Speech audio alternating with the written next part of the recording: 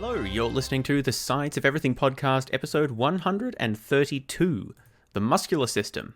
I'm your host, James Fodor. In this episode, we're going to take a tour of the muscular system, focusing on the structure and function of skeletal muscles. In particular, we're going to talk about the contraction and relaxation cycle that's at the heart of how muscles move, and the sliding filament mechanism, which is the molecular basis for muscle contraction. We'll also talk about some other aspects of muscle control, such as the control of muscle tension by the nervous system, different types of contractions, and some aspects of muscles and exercise. Recommended pre-listening is episode 26, Human Organ Systems. Without further ado, therefore, let us begin.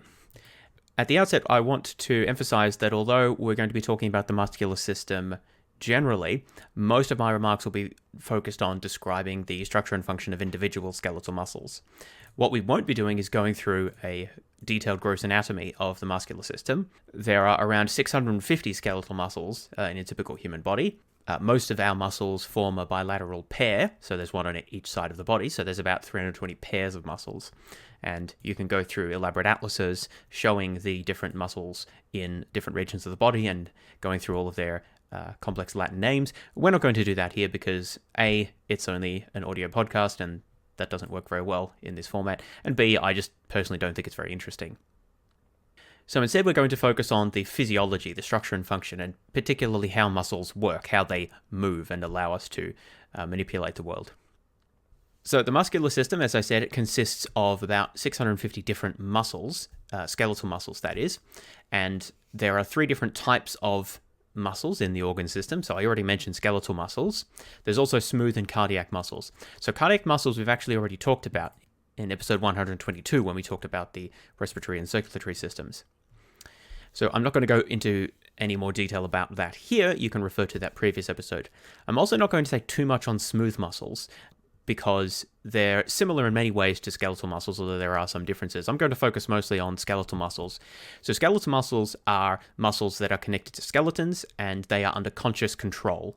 So they're muscles we typically think about as muscles, right? They have a striated appearance. We'll talk a bit more about that later.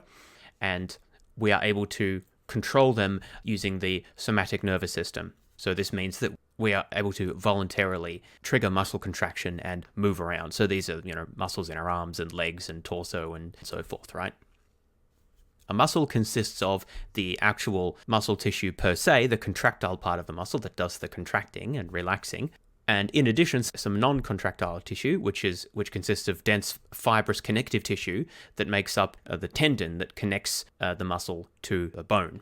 So tendons attach muscles to bones, allowing us to move essentially our skeleton around. So that's why we call them skeletal muscles, because they're attached to skeletons. They're under voluntary control, and they're responsible for essentially all voluntary movement, or most voluntary movement.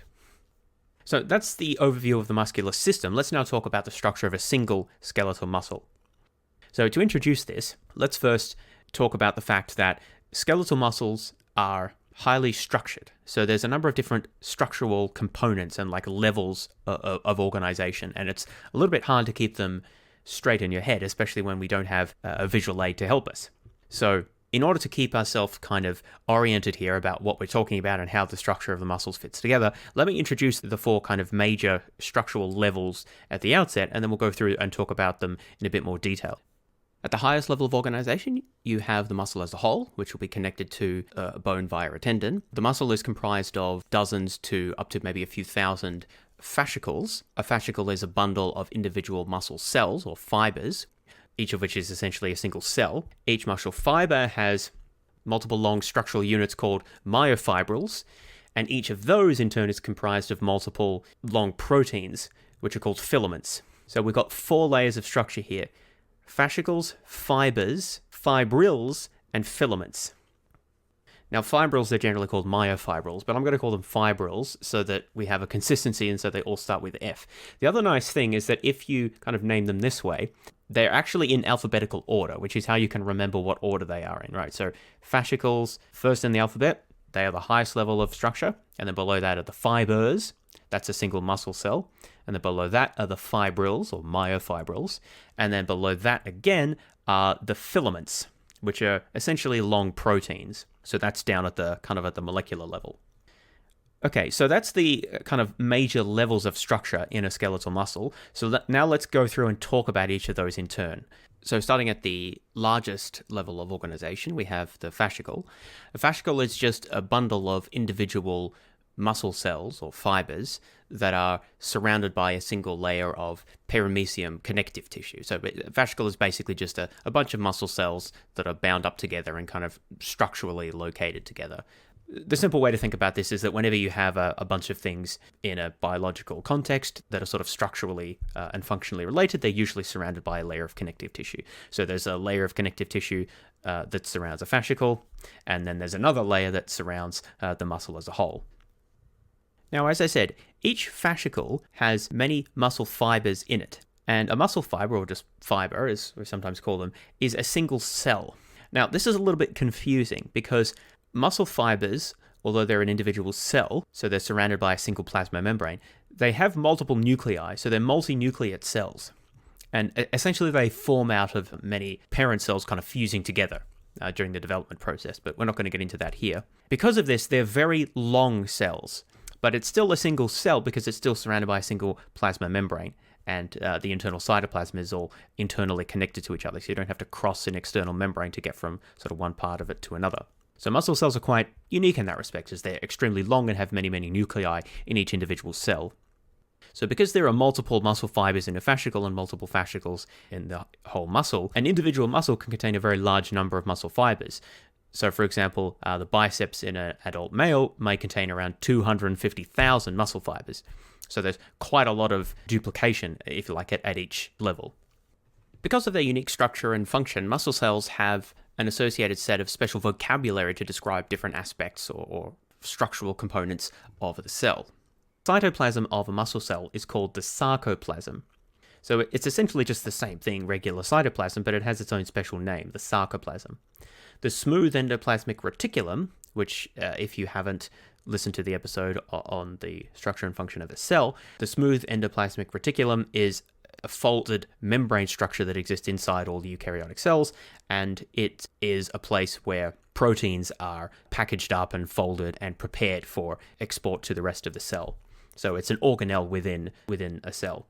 Now, the muscle cell, being a eukaryotic cell, of course, has a smooth endoplasmic reticulum, but it serves a special additional function in muscle cells, which we'll get to. It helps with the controlling the process of contraction and relaxation. But the smooth endoplasmic reticulum in a muscle cell is called the sarcoplasmic reticulum, and the cell membrane in a muscle cell is called the sarcolemma. So we didn't get too hung up on these words here, but just sort of for your reference, and if you encounter these terms elsewhere, this prefix here, sarco, actually essentially just means muscle, but interestingly, the root effectively means cut because of the sort of striated appearance of the muscles, and is actually the same root as the word sarcasm, like a cutting remark, so I thought that was interesting. But anyway, so we've got our sarcoplasm for the cytoplasm, sarcoplasmic reticulum for the smooth endoplasmic reticulum, and the sarcolemma for the cell membrane. But these are kind of all the regular structural components of a cell. It's just that the muscle fibers or muscle cells have many more of them than are usual, and because they're much larger and very long. And remember, they're multinucleate. They also have the other regular components of cells like mitochondria and so forth as well. But there is something extremely important and unique about the sarcoplasmic reticulum, because normally the endoplasmic reticulum of a cell will be localized to a part of the cell. It's a fairly large organelle structure, but it doesn't dominate the whole cell, right? It's localized to a portion of it, and it's a system of connected membranes. But in a muscle fiber, it's rather different. The sarcoplasmic reticulum is extremely large and perfuses through the interior of effectively the entire cell, and is therefore much larger and much longer, and has many more connected components to it compared to a regular eukaryotic cell. So it's a very intricate, elaborate network which extends throughout the entire length and breadth of the cell. And if you see a diagram of this, you'll see, wow, the sarcoplasmic reticulum is just sort of goes everywhere throughout the cell. And the other components, like the mitochondria and nuclei and so forth, are just kind of squashed around the outsides or wherever they can fit in. Also throughout the muscle fiber are, of course, the fibrils, or the myofibrils, which are comprised of the filaments which actually perform the contraction process, which we'll get to in a moment.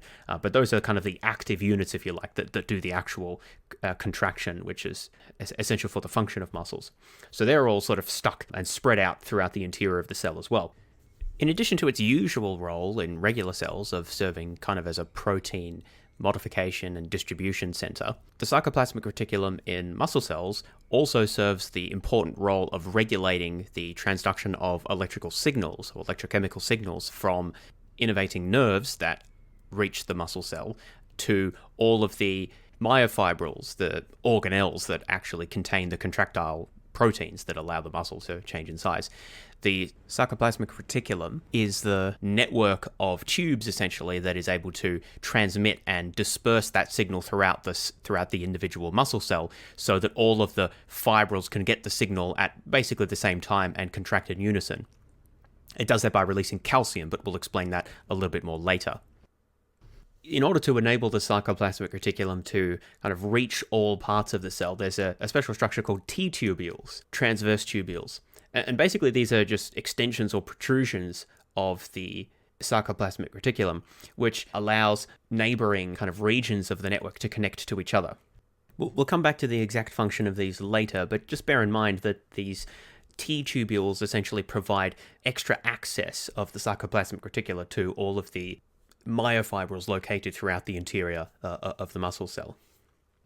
Okay, so that's a little bit about the anatomy and major components of a muscle fiber or muscle cell. Now let's go to the next level down again and talk about the myofibrils, or the fibrils as I'm calling them, just to keep our levels clear.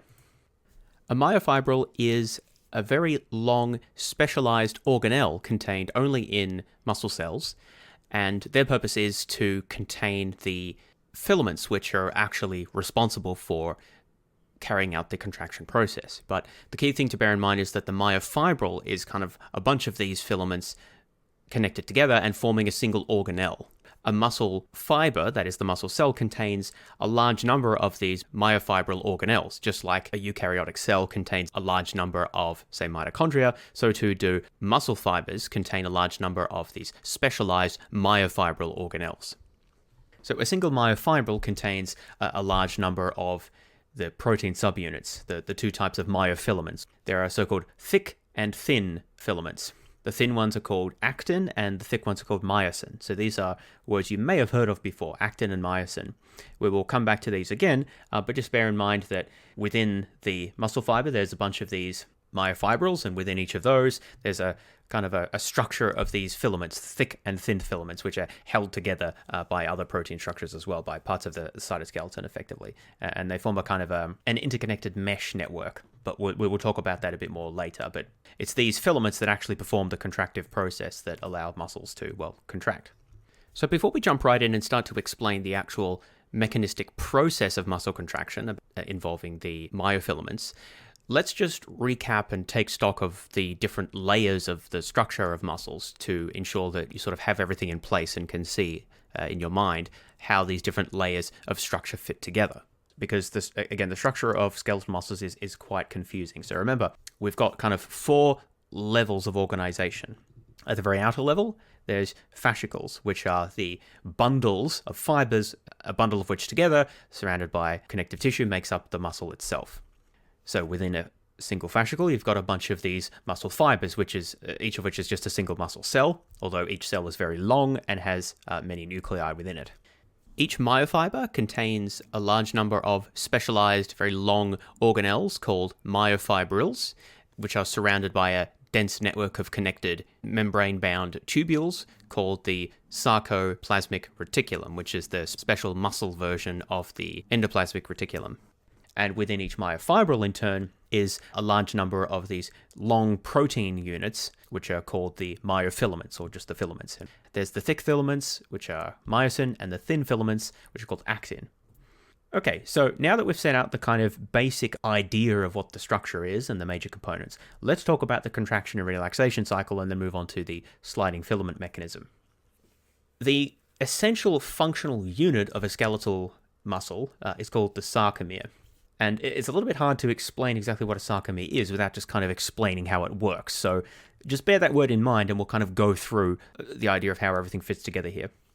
Also, there's quite a lot of terminology that goes into describing sarcomeres and the contraction and relaxation cycle. I'm not going to use all of it here because a lot of it's quite confusing.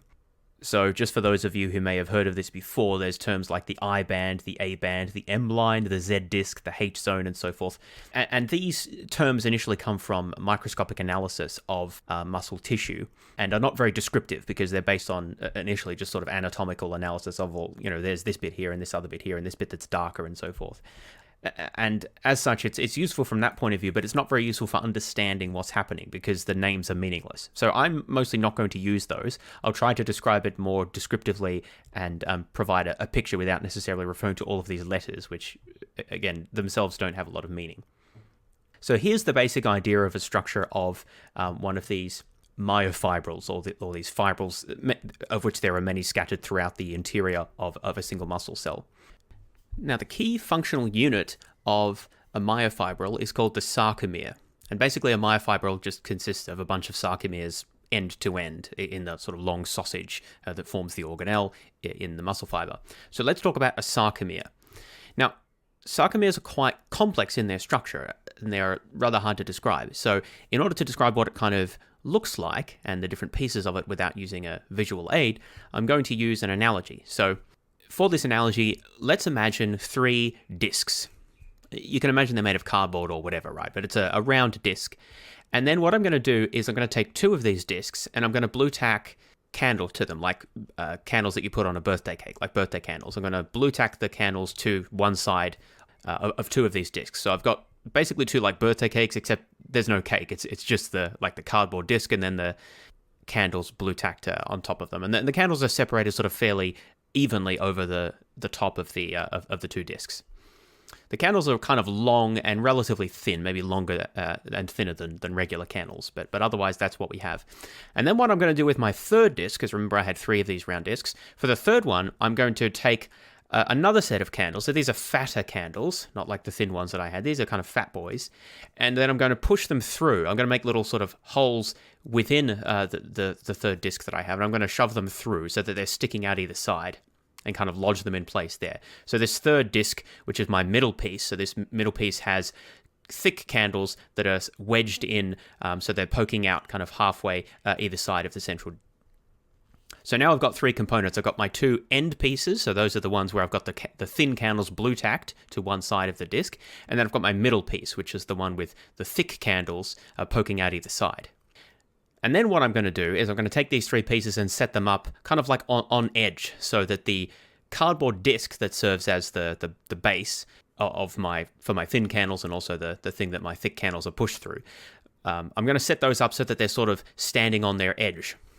So I'm going to have on the left-hand side, I'm going to flip up now my cardboard disc with the blue tacked to it. So I'm going to stand that on its edge, and so the candles will now be facing to the right. So imagine looking from left to right, you've got your cardboard disc and then the candles face to the right. And then in the center, I'm going to put my centerpiece so that the thick candles are facing out in either direction.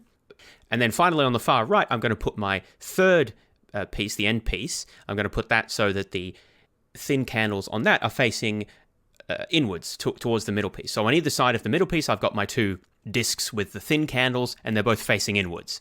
So I've got disc, thin candles facing inwards, and then I've got my middle piece with the disc and then the fat candles poking out either side. And then on the far right, I've got my last disc with the candles facing inwards again. So it goes thin candles, thick candles, and then thin candles again. Now, if I tried to set this up, it would sort of fall over, but what you have to imagine is there's this kind of just network of string and wires or whatever that kind of keeps it in place. We're not too worried about that for the moment. Now, this elaborate structure here of these 3 discs and the 2 different sets of candles of different thicknesses that are kind of pointing in towards each other is analogous to the sarcomere. And the key thing to understand, which I haven't emphasized at this point, is that the candles, the thick and the thin candles, they don't just face towards each other, they actually overlap. So there's some region where you just have thin candle, and then there's a region where you have thin and thick candle kind of like next to each other, but not touching, but they're near each other, and they're kind of parallel. And then there's a region right near the center where there's only thick candle. And then likewise, that structure is duplicated on the other side as well. So if we go from left to right and sort of visualize moving across this whole sarcomere model, we start with the base on the left end, and then there's thin candle only, and then there's thick candle overlapping with thin candle, and then there's thick candle only, and then there's the middle base in the middle, and then on the other side, now to the right-hand side, there's a region where there's thick candle only, and then there's thick candle overlapping with, or like parallel to the thin candle, and then there's a region with thin candle only, and then finally we have our circular base at the far right side. So that's the whole sort of sarcomere model. And hitherto, instead of calling these candles, because that was just for purposes of visualization, I'm going to call these rods. So we've got the thin rods on either end and the thick rods going through the disc in the center. And these rods are analogous to the myofilaments, or just the filaments. So there's the thin filaments, the actin, and the thick filaments, the myosin, which we'll be talking about, and I'll explain more about the structure and function of these different types of filaments in a moment. So that whole strange sort of unit that I've constructed there is analogous to the sarcomere. So the sarcomere consists of these kind of end units, which are called the I bands, but we're not going to worry too much about that. Basically, there are structural proteins that hold the whole thing together, and those are kind of analogous to my round discs at either side and also at the center. Plus the thin and the thick filaments, which interdigitate so that they kind of interpenetrate each other, like you holding your fingers together towards each other, fitting in between the gaps in your fingers from the other hand.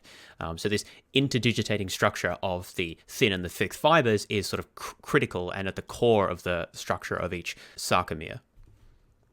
And to kind of jump to the punchline before we go through the details, the way that a muscle contracts is by shortening. So, I mean, that's what contraction means. So when we want to, let's say, move our arm upward, we'll go through the different types of contractions and details a little bit more later, but just for purposes now, imagine you're contracting your bicep and sort of raising your lower arm towards your face, right? So what happens there is that your bicep contracts, and in doing so, it exerts a force on the tendon, which pulls your lower forearm towards your head. So the point there is that in order to perform a movement, what you need to do is contract the muscle. You need to make it shorter. As the muscle gets shorter, that exerts a force on the tendon, which exerts a force on the bone, which pulls the bone up, and that pulls your arm up. So that's essentially how all muscles work. There's a bit more to it, which we'll get to a little bit later in this episode. But the basic idea is to move something, the muscle needs to contract. It needs to get shorter, and that allows you to then exert forces on tendons and then on bones and so forth. So how do muscles get shorter? Well, the answer is they get shorter because each sarcomere within the myofibrils in each muscle fiber, the sarcomeres get shorter, so they actually shrink. They don't shrink sort of widthwise, right, because they're long and thin. They don't shrink widthwise, but they shrink lengthwise. So they get smaller lengthwise. So each sarcomere shrinks lengthwise, which means the whole myofibril shrinks lengthwise, which means the muscle fibers shrink lengthwise, which means the fascicles shrink lengthwise, which means the muscle itself shrinks lengthwise. The muscle kind of shrinks throughout its length in many kind of microscopic increments, which leads to, put together, the whole muscle shrinking in size. Again, lengthwise, so contraction we call that. And so that's how muscles work. They shrink in size or conversely relax, which elongates them, thereby exerting forces on tendons, which exerts force on bones and so forth. That's the basic idea. So it all comes down to a sarcomere contracting, getting thinner. And how do sarcomeres contract? Well, sarcomeres contract by, if we go back to my loose analogy of the circular end discs, right, which remember have the thin filaments attached to them, those two components move closer to the center. Remember that there's a disc at the center which has the thick filaments coming out either side, the myosin filaments. Well, these kind of, if you like, stay in place. I mean, the whole muscle's moving, but you can imagine looking at it from the point of view of the center here, where you've got the thick filaments coming out either side. Imagine that that's fixed in place. What happens is that the thin filaments move closer, and the discs that support them, they move closer, both from the left side and to the right side. So they're pushing inwards from both sides. So therefore, the whole sarcomere contracts because the left side moves closer to the center and the right side moves closer to the center. And the way that can work is because, remember I said that the thin and the thick filaments, they overlap. They're like interdigiting. So there's some degree of overlap, but not complete overlapping, right? What happens is that as the sarcomere contracts, as the muscle contracts, the overlap between them increases. So there's less of a distance between the end discs on either side of the sarcomere and the point where the thick filaments end. So instead of the thick filament extending like halfway towards the discs on either side, it will extend, when the muscle fully contracts, it will extend nearly all the way. And conversely, when the muscle relaxes, instead of, say, the thick filament extending halfway towards the end discs at either side of the sarcomere, it will extend only maybe a third of the way, and there'll be very little overlap between the thick and the thin myofilaments. So to recap, muscles contract by sarcomeres shrinking in length, and therefore the whole muscle shrinks in length.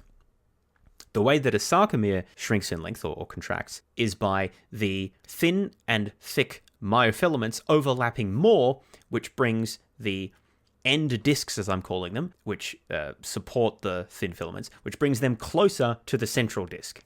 As the end discs get closer to the central disc, the overlap between thick and thin filaments increases, and the length of the sarcomere is decreased, so it contracts, it gets smaller. The converse happens when the muscle relaxes. The thin and the thick filaments overlap less, the end discs move further apart, and therefore the sarcomere increases in length, and therefore the myofibrils increase in length, the muscle fibres increase in length, the fascicles increase in length, the muscle increases in length, right? So it kind of goes up the chain. So that's the basic idea of how muscles contract and the role of the sarcomere in that. So what we're going to discuss now is the mechanisms for that. So I've just sort of said that this happens, right? That there's a change in the amount of overlap between the thick and the thin filaments. But I haven't explained how that happens and also how that's governed by the nerves. I mentioned before that skeletal muscles are controlled by impulses in the somatic nervous system. But I haven't explained how that actually works, how that connects to these filaments. So that's the next stage that we're now moving towards. And specifically, we're going to talk about the sliding filament mechanism. So this is sort of the standard model, standard way of understanding how it is that the thin and the thick filaments interact with each other, as well as with the innervating nerves and other components, which we'll get to, in order to actually produce contraction of the sarcomere. So in order to understand the sliding filament mechanism, we need to explain a little bit more about the actual detailed structure of the thin and the thick filaments. Because so far I've just called them the thin and the thick filaments, and I've given them names, but I haven't really said much about them and their specific structure, and we're going to need a little bit of that to make progress here with the sliding filament mechanism. Okay, so let's start with the thin filaments. I've mentioned a number of times that the thin filaments are the actin filaments, made of subunits, multiple subunits connected together of a protein called actin. Now, this is a bit of an oversimplification, because actually the thin filaments consist not only of these actin units, which are connected together and kind of wind together into interconnected kind of helices, but in addition, there's two other component proteins that make up the thin filaments. So in addition to actin, there's also a protein called troponin and another one called tropomyosin. Now, this is very confusing because tropomyosin has a very similar name to myosin, which is the main protein units that make up the thick filament. So, henceforth, I'm not really going to talk about tropomyosin because I don't want it to get more confusing than it already is. So I'm mostly just going to talk about thick and thin filaments, and actin will sort of be the representative name of the thin filament. But bear in mind that there's actually these two other components as well, tropomyosin and troponin. And I'll talk more about troponin in a minute. They have important roles, but it's just the names are a bit confusing. So that's the actin filament. There's sort of these three components with confusing names. Then there's the myosin, or the thick filament. Now, the thick filament is comprised of many myosin molecules which are kind of joined up or connected together. But the important thing is that a myosin molecule consists of essentially a long shaft region and then what's called a head, or myosin head. And probably the easiest way to explain what this looks like is to imagine an ear cleaner with that bit that sort of swells and protrudes out, right, that you stick in your ear.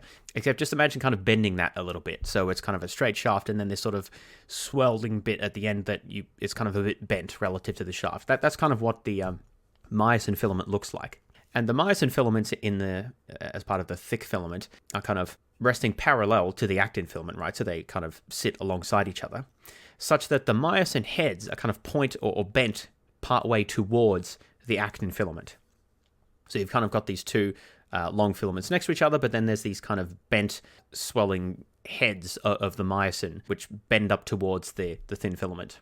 So these myosin heads are kind of core to the sliding filament mechanism. They are kind of doing the work of actually moving the filaments with respect to each other. So the way it works is like this. These actin proteins that form the actin filament on the thin filament, these have special binding sites for that myosin head, right? So they're sites in the protein where the myosin can actually bind and form a bridge, a connection between the thick and the thin filament. So this is called a cross bridge. This is a form of an intermolecular bond between the thin and the thick filaments. When that cross bridge, or when this bond is formed, that triggers a conformational change in the myosin head, which causes it to essentially bend backwards. So remember, you've got this kind of like ear cleaner structure with the thin shaft and then the head that kind of bends up somewhat towards the thin filament. Well, when this cross bridge forms, so when the myosin head finds this binding site on the thin actin filament, that causes it to bend backwards. So instead of just bending like the head bending partway towards the thin filament, it actually bends all the way around backwards, like more than a 90-degree bend. And what that does is that is what actually pulls the thin and the thick filaments relative to each other. Specifically, it pulls the thin filaments towards the center. Remember my central disc with the thick rods sticking out either side? This bending backwards, a conformational change of the myosin head, actually pulls the thin filaments and the end discs that they're connected to, it pulls them towards the center of the whole sarcomere, and thereby slightly shrinking it. Of course, a single myosin head's not really going to do very much, but many of them in combination, bending back in this way, causes this shrinkage. So if you're wondering what is literally the specific physical change that produces the shrinking or the contraction of the sarcomere, it's this bending backwards, this conformational change of the myosin heads following the cross-bridge formation, the binding between the thick and the thin filaments. That's what actually produces the contraction. Of course, there's many steps needed to actually get that to happen and then to have it controlled properly and so forth, but that's the action that most directly causes the shrinkage of length of the sarcomere. This process of forming the cross-bridge and then the myosin head bending backwards consumes energy in the form of ATP. So once this binding and the bending backwards has occurred, the ATP molecule is spent and so dissociates in the form of ADP and inorganic phosphate. So those are the two kind of components. Hopefully you may recall, if you've listened to previous episodes, that ATP is essentially like an energy carrier molecule. It stands for adenosine triphosphate. So it's essentially a molecule with 3 phosphate groups attached to it. These phosphate groups are very high energy, and so when we kind of break one of those off to turn it into ADP, adenosine diphosphate, it's kind of lost energy. And so you can imagine each of these phosphates is kind of like on a spring, and then when we release one of those springs, the phosphate is removed and we release energy. So this process of the bending back, of the forming of the bridge and then the bending backwards of the myosin heads, this consumes energy in the form of ATP.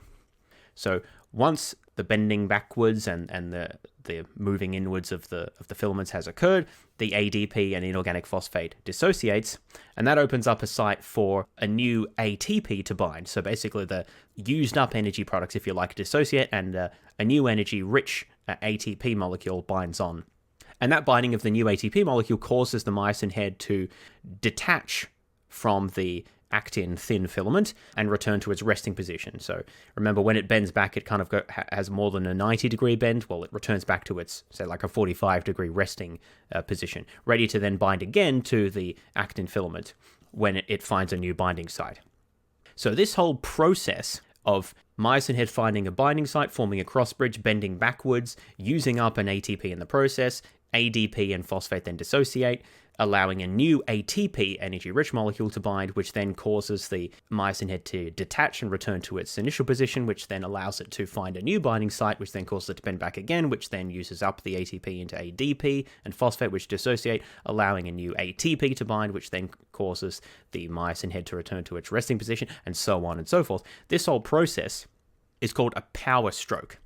So each of these is sort of like the power stroke of an engine, right? In that it's sort of one turn of the dial, if you like. Each time it does this, the thin and the thick filaments are pulled relative to each other, or specifically the thin filaments are pulled slightly inwards towards the central disc of the sarcomere. Each individual power stroke doesn't do that much, but many of them with many myosin heads and then many of these filaments in many muscle fibers, in many fascicles and so forth, all of them together combine to produce a very large force. And that's the basic operation of how a sarcomere actually contracts. Now, there's an important component that I haven't explained yet, which is how the whole process is regulated, because so far, in explaining the power stroke mechanism, might seem like that muscles would just always be contracting, right? Because I haven't explained how the process is turned on and off, right? Obviously, we don't want the myosin heads always to be binding and then bending backwards, because then muscles would always be contracting and then we'd never be able to relax them. We'd just constantly be in a state of maximum muscle tension, which is called tetanus, and that would not be good. So in addition to the mechanism for actually contracting, we need a mechanism to turn this off so that we only contract the muscles when we need to, right? And they're not always being contracted. A muscle that always contracts isn't that useful. This is now what we're going to explain, how we actually control muscle tension and how we turn on and off the process of muscle contraction. And this is where the nervous system comes in. This is also where the sarcoplasmic reticulum comes in, which I mentioned before, as well as the T-tubules and the troponin component of the thin filament, which I also mentioned. These all make their entrance now when we explain how it is that we control the process of muscle contraction. So to understand how we control the process of muscle contraction, we need to start at the top, so to speak. That is with the nervous system, because ultimately skeletal muscles are under conscious control, as I mentioned before, and therefore they're under the control of the nervous system. And because skeletal muscles are controlled by the nervous system, ultimately the series of neural impulses that are sent down the nerves begins at the brain or the central nervous system somewhere, and then there'll be a series of action potentials which are propagated across neurons, and eventually those will terminate at the axon terminal of a neuron that directly innervates a muscle cell. So for more information on how that process works of action potentials and transmission of neural impulses across different synapses in the nervous system, have a listen to episode 38, Neurons and Synapses. But here I'm not going to really discuss that in too much detail because we're interested in the muscular system. So just suffice it to say that there's a series of neural impulses which terminate at the axon terminal, so the end essentially of the axon of a motor neuron that synapses with the muscle.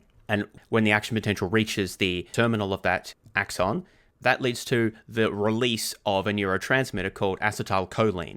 So acetylcholine is contained in these vesicles, so membrane-bound spheres essentially, in the terminal regions of the motor neuron.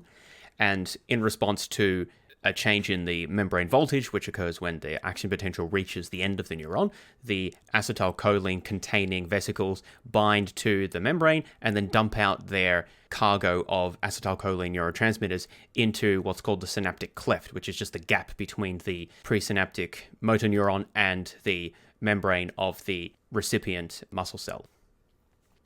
On the membrane of the muscle cell, there are located acetylcholine receptors. So these receptors are protein structures which are sort of sensitive or waiting for acetylcholine to bind to them in particular binding sites.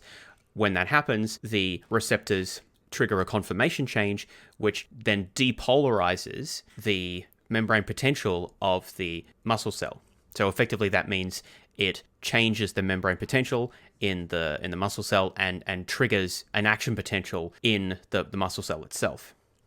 So an action potential is basically a self-propagating change in local membrane potential, so electrochemical potential. Basically, it means there's a change in the kind of concentration of ionic charge on one side of the membrane relative to another. Again, for more details, see episode 38 on that.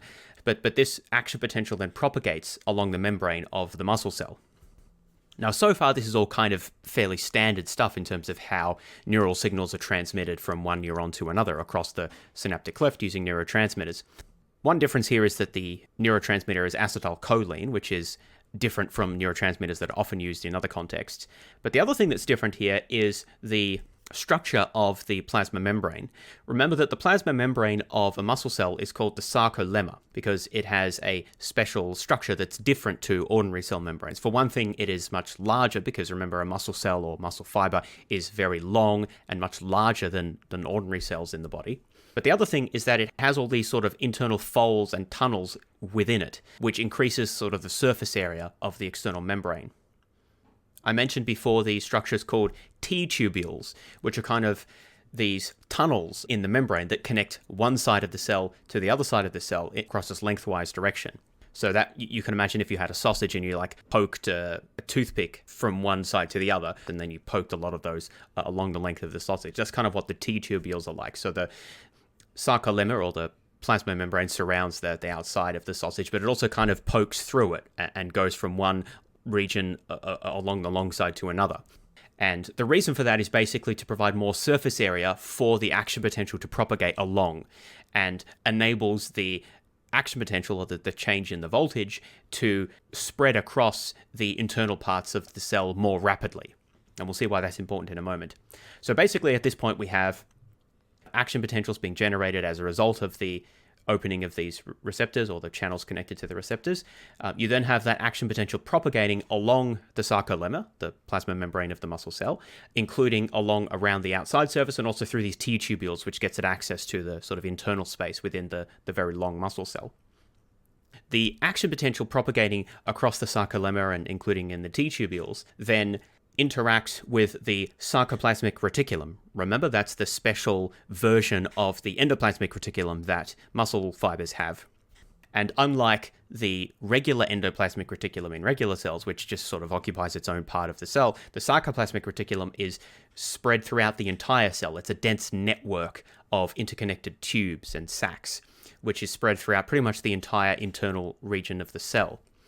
And the sarcolemma, the plasma membrane of the cell as a whole, plus the T-tubules, essentially wrap around key parts of the sarcoplasmic reticulum. So basically, the sarcoplasmic reticulum always has ready access to the cell membrane, because otherwise, if you didn't have these T-tubules, the problem would be that parts of the sarcolemma that were close to the sarcoplasmic reticulum, like around the edges of the cell, would easily be able to propagate information about the action potential to the sarcoplasmic reticulum, but the parts in the middle of the cell that are a long way from the outside of the cell would take a lot longer for that signal to reach there, and so it would be difficult to synchronize different parts of the cell.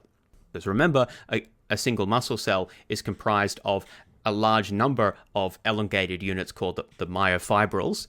So these are essentially organelles that contain the myofilaments that we just talked about. So each of these myofibrils, essentially, you want to have them synchronized with each other so that they're contracting at about the same time. But you can't do that if you are relying on a signal to be transmitted slowly from the outside of the cell to the middle parts of the cell, because that takes time, and then you'll have the issue where myofibrils near the edge of the cell contract first, and then myofibrils near the center of the cell contract later, and you don't want that. So that's why we have these T-tubules, which allow sort of ready access of the membrane from the outside to the inside parts of the cell, thereby ensuring that myofibrils spread throughout the cell can contract around a similar time. So we have the action potential spreading across the sarcolemma, across the T-tubules, and then kind of interacting with the different parts of the sarcoplasmic reticulum, which is spread across the inside of the cell. But I haven't said yet what the sarcoplasmic reticulum actually does. I've said it's important for ensuring that the myofibrils and their corresponding sarcomeres contract around the same time, but how does that actually work? Well, the key insight here is that the sarcoplasmic reticulum contains excess calcium ions. These calcium ions normally kind of just live or are stored in the sarcoplasmic reticulum, which remember is spread throughout the whole cell. However, when there is a change in the membrane potential, so when there's an action potential that sort of comes along, this triggers a release of calcium from the sarcoplasmic reticulum into the cytosol. So now we have an increase in the concentration of calcium ions in the cytosol relative to previously. Calcium then diffuses throughout the cytosol, which brings it into contact with all of these myofibrils, or the fibrils, which are, remember, the long contractive units that contain the filaments. When the calcium comes into contact with the filaments, specifically when it comes into contact with the thin filaments, what happens is that the calcium binds to a particular site on the thin filaments. And it's actually this special protein called troponin, which is located, which is sort of bound to the surface, if you like, of the thin filaments. I've talked about the thin filaments before as primarily comprised of actin. That's kind of like the key structural element, but I did mention that there's actually two other proteins in there as well. Troponin was one of those, and so troponin is this protein which binds to calcium, but it's connected to the actin units along that make up the structure of the thin filament itself. So we don't need to worry too much about the fact that it's a separate protein. The important part is that the calcium ions that are released from the sarcoplasmic reticulum diffuse through the cytosol, come into contact with the thin filaments, and bind to specific binding sites on those thin filaments. What does that do? Well, what happens when calcium binds to the thin filaments is that The third protein that makes up the thin filaments, tropomyosin, that's the one with the confusing name because it sounds like the myosin from the thick filaments, but don't get confused. This is tropomyosin, one of the component proteins of the thin filaments. Tropomyosin normally blocks the binding sites where the myosin head binds to the thin filament. Normally it blocks those, but when calcium binds to troponin, tropomyosin changes conformation. Essentially, it moves out of the way, revealing those myosin binding sites and thereby allowing the myosin head of the thick filaments to bind to those binding sites, thereby initiating a power stroke. So the presence of calcium is what activates this power stroke cycle, which progressively contracts and then relaxes the sarcomeres and therefore the muscle as a whole. In the absence of calcium, tropomyosin returns to its initial conformation, blocking the myosin binding sites and thereby preventing this power stroke cycle from occurring. So only when calcium is present is the power stroke cycle able to occur. When is calcium present? Well, calcium is present when it's released from the sarcoplasmic reticulum, and it's released from the sarcoplasmic reticulum in response to an incoming action potential that's sort of delivered throughout the cell by the sarcolemma, the plasma membrane, as well as the T-tubules, which spread the action potential throughout the cell. And this is what ensures that different parts of the cell have similar concentrations of calcium ions at a similar time, which therefore also ensures that they contract at a similar time. Again, otherwise you would have different myofibrils, the different organelles in different parts of the cell, they would contract at different times, which would then lead to them sort of some contracting while others are relaxing, and then you wouldn't have a coordinated generation of force. So that's not desirable. So that's why you need this intricate network of the T-tubules plus the sarcoplasmic reticulum spreading across the whole cell. Because the sarcoplasmic reticulum has to be in contact with most of the surface area of the myofibrils in order to ensure that they get the calcium ions quickly and spread across the surface sufficiently so that they unblock the binding sites for the myosin quickly and then block them again also quickly when the time is right. So you need this for the coordination to happen. You might be wondering, well, once you release calcium from the sarcoplasmic reticulum and once it binds to the binding sites, what happens to it? Like, doesn't it just sort of stay there and then the contraction cycle keeps going? Well, no, actually what happens after a certain period of time is that the calciums are pumped out of the cytosol back into the sarcoplasmic reticulum. So there are pumps, basically protein complexes that pump these calcium ions back into the sarcoplasmic reticulum and maintain an equilibrium concentration there. That equilibrium is disrupted when there's an action potential that leads to the release of calcium ions, but that's transitory. It doesn't last for very long. In a short fraction of a second, the calcium ions would be pumped back into the sarcoplasmic reticulum, restoring the initial equilibrium, and thereby removing the calcium from the myosin binding sites, and thereby leading to the sites for the myosin to be blocked once again, and so thereby preventing further contraction. So this whole process means that each time the muscle cell receives an action potential from the motor neuron, the neuron that connects to it, it will trigger this contraction response. And a single instance of this sort of contraction response occurring in response to a single action potential on a motor neuron, this is called a twitch. Not the streaming website, but just the idea of a muscle twitch. A single muscle twitch has a contraction phase that lasts about 20 milliseconds, and each power stroke, according to a paper that I looked at, lasts around 1 millisecond.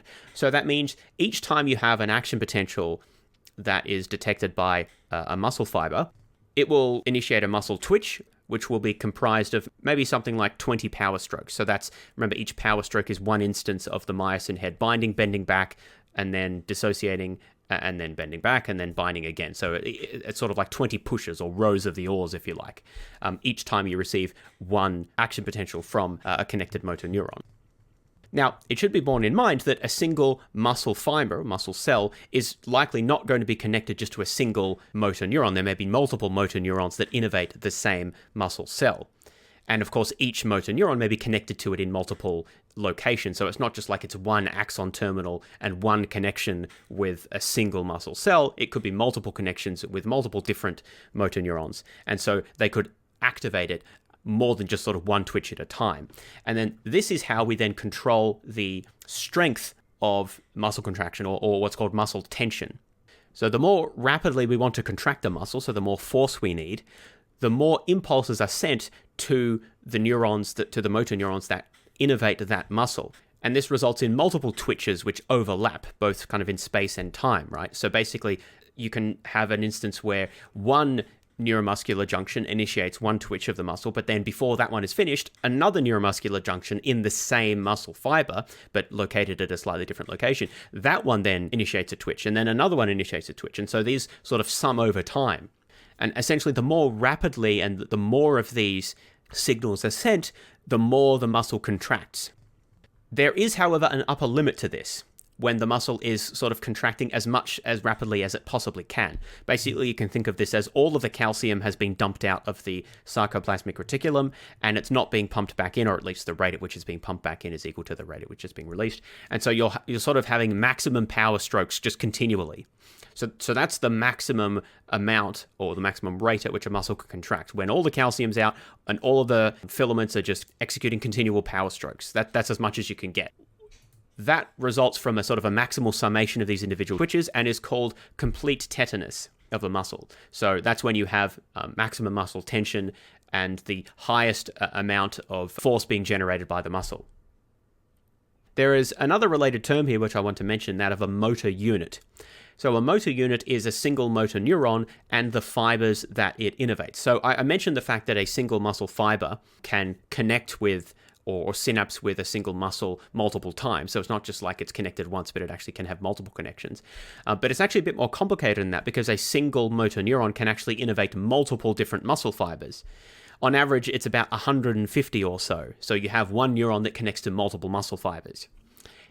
Usually the muscle fibers are dispersed throughout the muscle rather than like clustered into one region.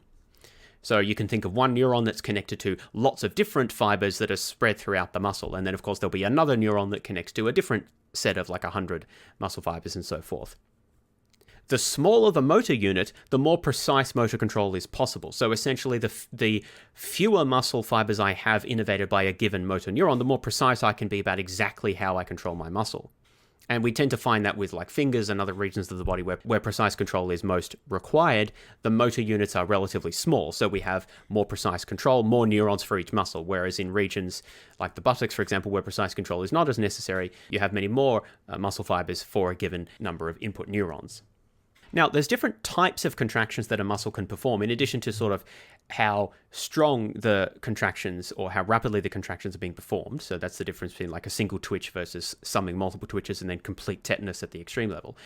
In addition to that, there's different types of contractions which depend on how the length of the muscle is affected relative to the amount of contraction that's performed. So there's three main types that we identify here: concentric contraction, eccentric contraction, and isometric contraction. So probably the simplest to understand is concentric contraction, and that occurs when the muscle contracts and it reduces in length. Now you might be wondering, well, isn't that the whole point of a muscle? I've just been explaining at great length how the sarcomere shrinks in length, and that shrinks the length of the whole muscle, which then pulls on the tendon, which pulls on the bone. Muscle reduces in length, exerting a force on the bone, which causes the bone to move, right? Like, isn't that the whole point of a skeletal muscle, to contract in length? Well, in a sense, yes, but that doesn't always happen, because it depends on what opposing forces are also applied to the limb in question. So let's imagine again the lower forearm. So when you contract your muscle and bring that up, your lower forearm up towards your face, that would be an example of a concentric contraction. The muscle is contracting and it's also reducing in length, thereby pulling your lower forearm towards you. But the opposite can happen. If I was to place a strong force, say on my hand, that pushes downwards at the same time as I'm contracting my bicep and then pulling upwards, if the downwards force actually exceeds the upward force, then my forearm could actually sort of bend away from me and fall down, and that would result in an eccentric contraction. So an example of this is if someone gives me a heavy object and I contract my muscles to try to hold it, but the object is still too heavy and my hands sort of bend downwards away from me because I'm struggling to hold it, right? That would be an eccentric contraction. And basically what that means is that the muscle is contracting and pulling, but it doesn't generate enough force to kind of pull backwards, and so it goes in the other direction. So essentially an eccentric contraction results from when there's another force that is exceeding the force that the muscle is generating. And so in that case, actually, the muscle is doing negative work on the bone or the limb in question. Negative work because it's moving in the opposite direction to that in which the force is being applied. Now, the compromise case, or the halfway case, called an isometric contraction, is when the muscle is contracting, but there's no net movement in the bone that it's connected to, or the limb, whatever it is that's being moved. So an example of that is if you're just holding a heavy object. If you're holding it steady in place, you're exerting a force on it, but also gravity, say, is exerting a force on it in the opposite direction. The forces cancel, and so it doesn't move. So there's no net motion, so you're not doing work on the heavy object, but you are still using energy. That's often something that people get confused, is that you only do work on something if you're moving it, but that doesn't mean you're not exerting energy or exerting a force on it. It just means you're not exerting a net force on it, which results in motion. So if you're holding up a heavy object, you're exerting a force on it, but you're not doing work on the object. And that's called isometric contraction, where the muscle contracts but stays the same length because there's an opposing force that is acting in exact opposition to the force that you're applying to the object. Now, another important distinction that we need to make is that between two major types of skeletal muscles, so-called type 1 and type 2. But I'm not going to use those terms because they're meaningless. Instead, I'm going to refer to them as slow twitch and fast twitch. So type 1 is slow and type 2 is fast, but again, don't worry too much about that. So the difference is in terms of essentially what type of force or load they're optimized for. So fast twitch fibers are most useful for rapid, powerful contractions. So they can sustain very high forces, but for relatively short periods of time. So think like weightlifting or sprinting or something like that. Slow twitch muscle fibers, by contrast, sustain long contractions over long periods of time, but the total force that they generate is lower. So these are for things like long distance exercise or just things like standing, like maintaining posture. Those muscles have to be active for long periods of time, but they don't need as large a force. Because of the functional difference between them, there's also many structural differences that support that. So slow twitch fibers tend to be smaller and have a higher density of mitochondria. The high density of mitochondria is useful because they require a steadier supply of energy. And so they make greater use of oxidative phosphorylation, which is another difference. If you recall, we've talked about this before, that there's sort of different stages in the metabolism of glucose. The first stage is glycolysis, and then the second stage after that is oxidative phosphorylation, which extracts extra energy from them, but that requires oxygen. So slow twitch fibers make at least greater use of that, and thereby are able to produce a very steady supply of energy over long periods of time. The cost of that is that you need more mitochondria and greater blood supply for more oxygen. Whereas the fast twitch fibers, because you need the energy really quickly and you don't have as much time to kind of build up the pipeline, so to speak, of the oxidative phosphorylation, that takes a bit of time to get the oxygen coming in and so forth. They tend to have fewer mitochondria and require less of an oxygen supply and rely more on glycolysis, which are those initial steps of the extraction of energy from glucose, but which can happen sort of more quickly. They also tend to be larger in cross-sectional area because that allows them to generate more force. The cost of this is lower endurance because basically they use up their energy supply more quickly and therefore need to be rested for a time before they recover. This then leads us into talking a little bit about muscles and exercise. So I will talk more in the future about exercise and health physiology and so forth. I'll just make a few brief remarks here about the connection between this and muscle physiology in particular. So the phrase muscle hypertrophy is used to refer to the increase in size and mass of skeletal muscle over time. And this occurs through the growth in size of its component cells. So basically what happens as you exercise and train is that the muscles get bigger. There are multiple ways that this can happen depending on the type of training that you engage in. So one type of muscle hypertrophy is called sarcoplasmic hypertrophy, and that essentially results in an increase in the ability of the muscle to store glycogen and other energy stores. And that tends to result largely from anaerobic exercises. The other type of hypertrophy is referred to as myofibrillar hypertrophy, and that relates to an increase in the size of the myofibrils, effectively an increase in the number and density of the filaments that make up the myofibrils, which, remember, the organelles that actually perform the contraction. Now, a corollary of muscle hypertrophy is muscle fatigue. So this is the decline in the ability of muscles to generate force, which occurs over time as a result of vigorous exercise. Muscle fatigue has a number of causes, including fatigue of the actual nerves that innervate the muscle cells, but also due to factors internal to the muscles.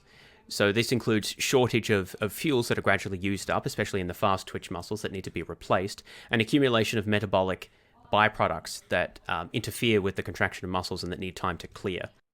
One of the major metabolic byproducts of muscle activity in the absence of sufficient oxygen is called lactic acid. Lactic acid is a metabolic byproduct of glycolysis that does not then go on to extract all of the possible energy through oxidative phosphorylation. So this happens when there's insufficient oxygen to undergo oxidative phosphorylation, and instead the metabolic byproduct of lactic acid is produced. And that will build up in the muscles if it's not able to be removed rapidly enough, and that causes muscle fatigue and sort of a sore burning sensation in the muscles, and it takes some time to be cleared out by the bloodstream following vigorous exercise. I'll talk more about some of the details of that when we get to the series on biochemistry and the different metabolic pathways of the body. A similar notion to muscle fatigue, or a closely related notion at least, is that of oxygen debt. So oxygen debt is a measurable increase in the rate of oxygen intake, particularly by the muscles, following strenuous activity.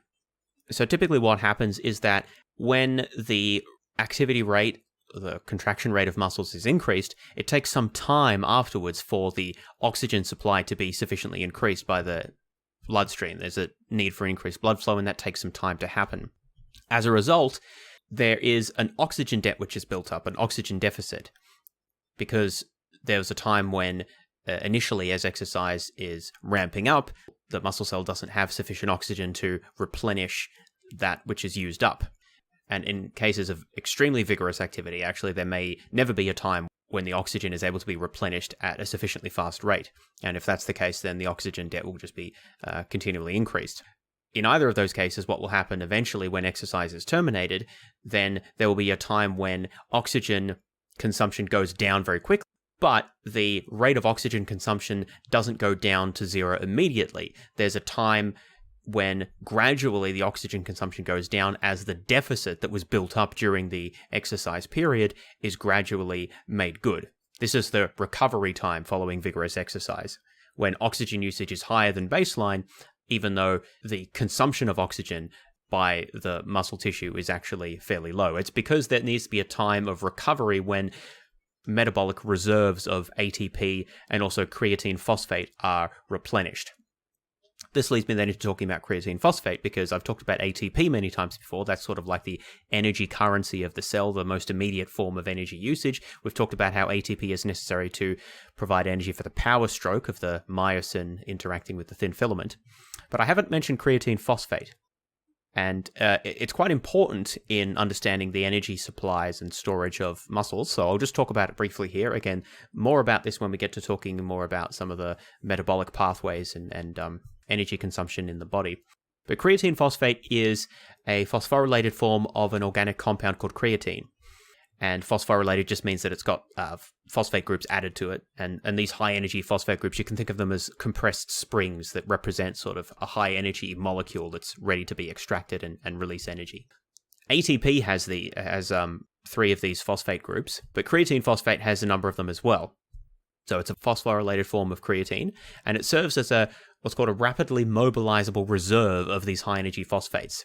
So basically, creatine phosphate serves as a storage for these phosphates that can be used to create ATP very quickly.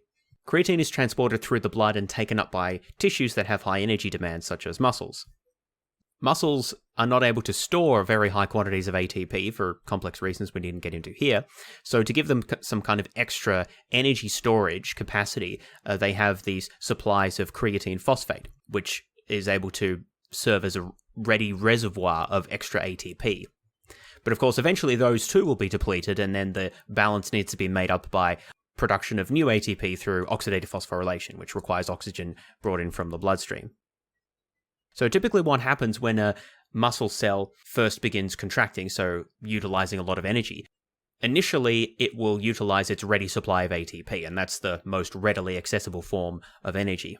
Once those begin to be depleted, new ATPs will start to be produced from creatine phosphate, which is a ready store of these phosphates to replenish those used up in the process of contraction. Once the readily accessible phosphates in creatine phosphate begin to be depleted, new ATP begins to be produced through glycolysis. So that requires glucose be brought into the cell through the bloodstream, and glucose is then broken down, and that process produces some amount of ATP. That process, however, is known as anaerobic respiration because glycolysis itself does not require oxygen. If there is insufficient oxygen available, as is often the case when exercise immediately starts because, breathing takes a while to increase, or if exercise is extremely vigorous and there's just insufficient availability of oxygen in the body, then the cell will have to rely on this anaerobic respiration. And that's when you have the buildup of lactic acid that I mentioned before. The downside to that is that apart from the buildup of lactic acid, you also just don't have as much energy production available because most of the energy that is contained in glucose has not been extracted. You can get a little bit out of it through anaerobic respiration, through glycolysis itself, but not very much. The real source of energy that's able to really replenish this supply of ATP is oxidative phosphorylation, which occurs in the mitochondria. This requires blood glucose to break down as the ultimate source of energy, but also it requires oxygen, which is the electron acceptor, which takes in the low energy electrons after they've been passed through the electron transport chain. And this produces very large amounts of ATP and can continue for a very long period of time. The big downside, of course, is that it takes a while to kind of get going and build up. It requires a constant source of glucose as well as a constant source of oxygen. It also produces a large amount of heat, which is why we warm up very quickly when we're engaging in vigorous aerobic exercises because of all of this oxidative phosphorylation, or at least that's a major contributing factor. So there's sort of different tiers of energy sources of muscles, starting with ATP and then creatine phosphate, anaerobic respiration using glycolysis, and then at the kind of bottom level is aerobic respiration using the oxidative phosphorylation in the mitochondria. And so cells will begin to access the easiest, most readily available form of energy first, and then sort of work their way down. And as I mentioned before, of course, the two different types, the fast twitch and the slow twitch muscles, differ in the tendency they have to utilize one source versus the other of energy. The slow twitch muscles preferring the higher energy and sort of longer term, more sustainable energy source of the aerobic respiration, but at the expense of less sort of immediate high intensity force generation, whereas the fast twitch muscles have that greater ability to exert strong forces for a shorter period of time, but at the expense of not being able to utilize as much of the energy extracted from glucose in the form of aerobic respiration, instead relying more on anaerobic respiration and also ready storage of creatine phosphate. All right, so that's a little bit about exercise and energy storage in muscle cells. Now, before we finish out this episode, I just want to kind of summarize a bit and make sure that we've sort of fully understood the process of the muscle contraction in particular, because that is sort of at the core of what I wanted to convey in this episode. To consolidate that, let's step through the process of muscle contraction one more time, beginning first at the motor neuron, which brings an action potential stemming from the brain or the spinal column or whatever it comes from. It carries that electrical signal to the axon terminal, which is at the kind of interface muscle cell itself. The action potential causes vesicles containing acetylcholine, a neurotransmitter, to be released. The acetylcholine diffuses across the membrane, diffuses across the synaptic cleft, and then binds to receptors on the membrane of the muscle cell. Those receptors then open connected ion channels, which trigger an action potential, so a change in the voltage potential, across the membrane of the muscle cell. This action potential in the muscle cell now, or muscle fibres is also called, then propagates along the cell membrane of the muscle cell, which is also called the sarcolemma. It's got a special name. So it propagates along the cell. Remember, muscle cells are very long and kind of thin, and they also have these sort of tunnels, sort of crossways extending from one side to the other, which are called T-tubules. And these T-tubules help the action potential propagate quickly throughout both the surface and sort of the interior of the muscle fiber. Now, this is important because this action potential, as it reaches different parts of the muscle fiber, causes calcium ions, which normally are stored inside a special organelle called the sarcoplasmic reticulum. This is a membrane-bound interconnected web of sacs and membrane segments, which is a special version of the endoplasmic reticulum, which is normally found in regular eukaryotic cells. So this sarcoplasmic reticulum is sort of extended throughout the interior of the cell, and as the action potential propagates around, this causes a release of these calcium ions by the sarcoplasmic reticulum. That's why it's so important to ensure that these T-tubules carry the electrical signal across different parts of the cell at more or less the same time, to ensure that calcium release is synchronized throughout the muscle fiber, and therefore to ensure that the process of contraction itself is synchronized throughout the muscle fiber. So these calcium ions, as they diffuse out from the sarcoplasmic reticulum into the cytosol, they diffuse and come into contact with the other sort of key special organelle of muscle fibers.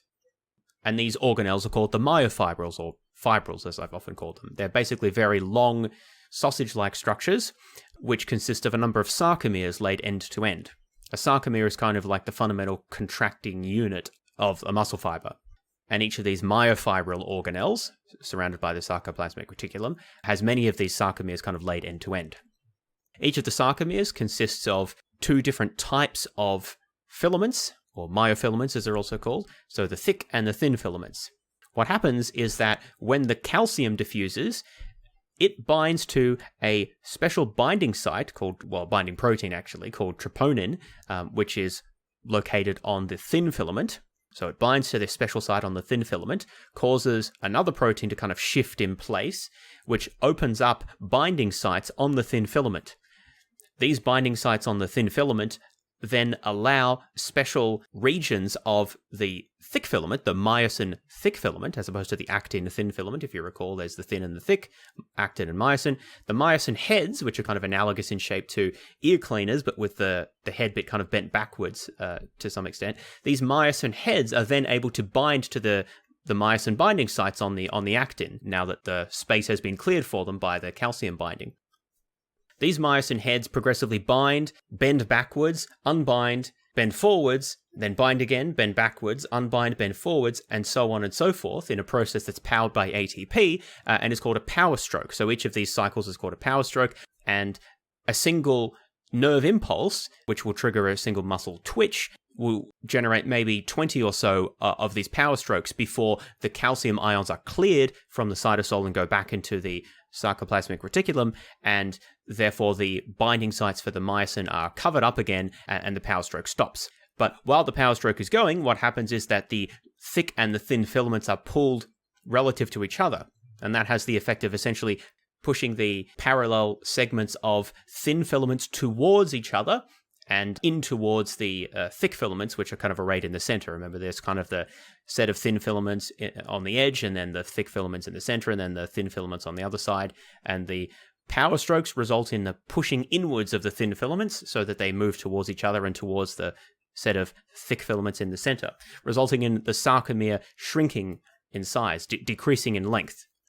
And that's called a muscle contraction. As the sarcomere contracts in length, the whole myofibril contracts in length, and that occurs in all of the myofibrils in the muscle fiber. So the muscle fiber contracts in length, and of course that happens in many muscle fibers at once. So the whole muscle contracts in length, and that results in a force that pulls on the tendon, which is connected to the muscle tissue, with the contractive tissue itself, which then pulls on the bone and results in a force being applied to that bone. So this is the overall process of how muscle contraction works in skeletal muscles, and it's all ultimately powered by ATP, triggered by neuronal signals, with an intermediary of calcium to transmit the signal directly from essentially the outside of the cell to the myofilaments themselves. And the ultimate physical action that actually does the moving is this power stroke of the myosin head on the thick filament, binding to special binding sites on the thin filament, bending backwards, which pulls them relative to each other, detaching, bending forwards again, so readies for another stroke, then binding once again, bending backwards, which pulls them relative to each other once again. It keeps attaching, pulling, and detaching in a process that requires ATP and requires calcium to ensure that the binding site is available. But other than that, it'll sort of keep going as long as those the energy and the calcium is available. So it's quite a remarkable process, really. And I think is just fascinating that evolution has been able to involve such an ingenious mechanism for producing movement on a large scale. All right, so that concludes what I wanted to talk about today. In the next episode, I'm going to discuss motor control. So here we've talked about the process of how muscles contract and some of the metabolic aspects of that, but we haven't really talked about how motor actions are controlled and regulated, particularly at a high level, by the brain. So that's what we're going to cover in next week's episode. If you would like to support the show, you can make a donation either via PayPal as a one-off, or you could become a patron on Patreon. You can just Google Patreon Science of Everything podcast if you would like to sign up as a patron there. Thanks once again for listening. Hope you enjoyed this episode, and I will talk to you next time.